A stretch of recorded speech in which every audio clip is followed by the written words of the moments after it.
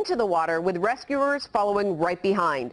Local 10's Terrell Forney is live in Pembroke Pines with exactly what happened.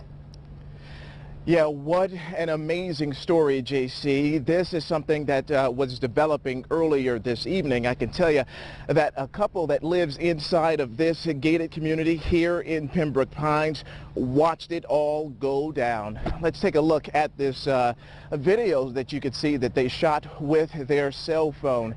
I can tell you that they were out on the water just off of Crandon Park Marina just before 6 o'clock tonight when they saw a lot of people literally in the water. They tell me that they were literally the first to arrive. They found themselves in the middle of this big rescue.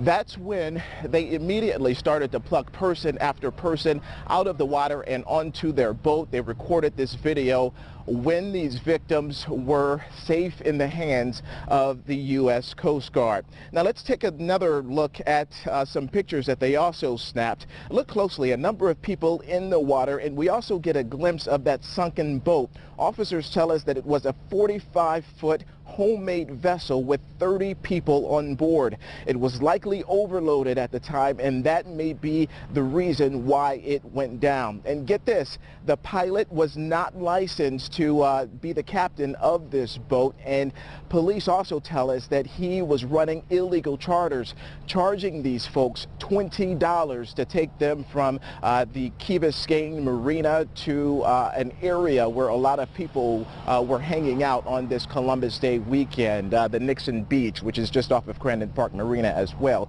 Here are those rescuers telling us exactly what they saw in their own words.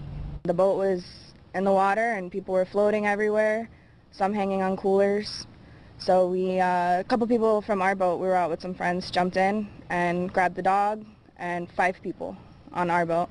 It went straight down. Okay. Yeah, right. It just sank. So it sounds like it just started taking on water. Yeah, it took on water, and then eventually I think it actually just hit the ground, because that was about 20 feet of water. So that just the top of the boat was sticking out.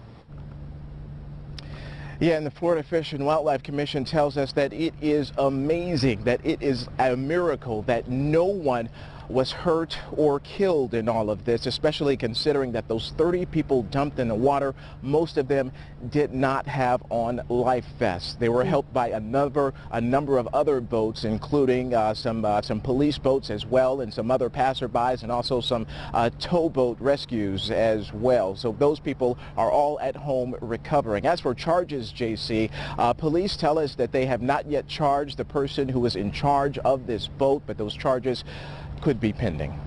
I'm sure a lot of rules broken there. Thankfully, nobody drowned in that situation. Very lucky. All right, Terrell Forney live for us in Pembroke Pines.